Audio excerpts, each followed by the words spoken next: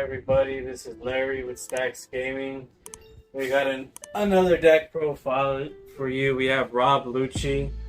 I tested the CP9 variant. It's easy to get around. This is a hybrid between Navy and CP9. I've been having a lot more fun and a better luck with this than just pure CP9. But let me know what your thoughts are. So let's get into the deck profile. Our leader says once per turn you can trash 2 cards from your hand and set this leader as active. So swing once and then you can restance him.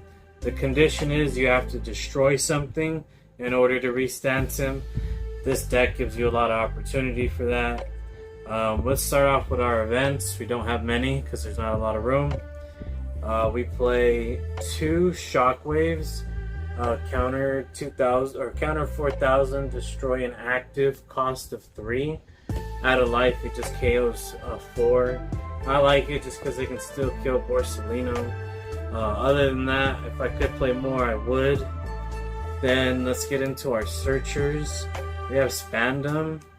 We play 4 Spandam because we are trying to mill a lot of our CP9 stuff. And then we play 4 brand new because in general we just want stuff in our graveyard. This is a very greedy version of this deck, but it allows you to go off late game if you're able to get what you need in the graveyard. Then we have our 2K counters, basically on play -2. Very rare that you play it, but you do sometimes in the late game. Then we play the new black blocker. It's a 3 for 3. Basically, it can't be destroyed by effects, which is really good. Just for the simple fact that you need to be able to have a board presence to block. Our next favorite 2K counter is a 3 for 4. You can rest this character to -2K, so you can force your opponent to swing into it. My next favorite card, because we need to draw in this deck, is the new black 2K counter. On play, draw a card, -2 cost to one of your opponent's creatures. Really good, 4 for 4. And then more draw power, we play the Kuzan. On play, draw a card. When attacking, minus something by 4. I was playing 2 or 3. The minusing effect is necessary, so I play 4 now. And then my second favorite blocker of the deck is the Bunnynahm. Basically on your opponent's turn he becomes 6 and can't be destroyed by effects. To make sure your graveyard can be recycled, this vanilla 4 for 6. And then the way you recycle him is through this. Basically, if there's a Dawn under him, when he dies, you can bring from your graveyard a CP9 that's a 4 or less. Just really good for late game.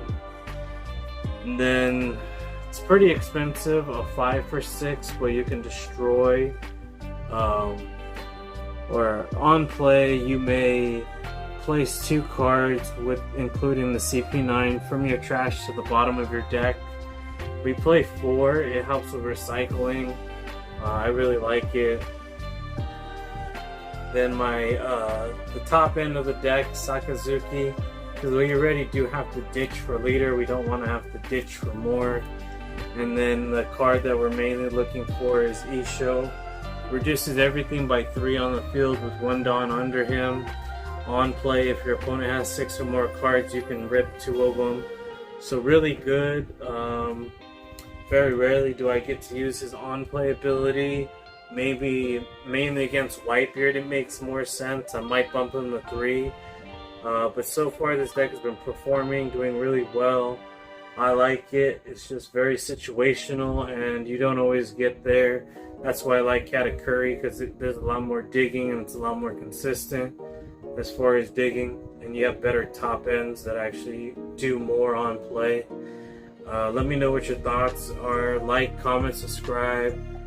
This seems to be a lot of fun, but if I were to do a black deck, I might do Smoker. I know my buddy might do a deck profile of that, so stay tuned, and it'll be an updated list coming towards you.